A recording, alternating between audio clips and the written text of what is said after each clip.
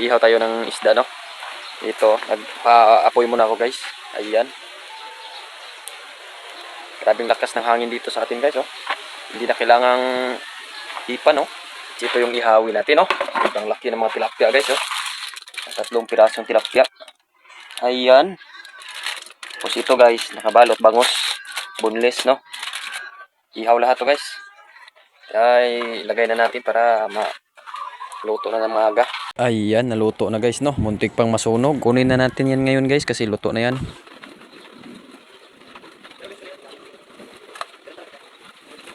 Pwede na tayo sa lagayan ng bangus, guys, no? Bilisan natin yan para matapos natin kasi luto na, no? Ayan, guys, luto na, no? Hinain na natin, guys. Ayan, sarap. Ito, guys.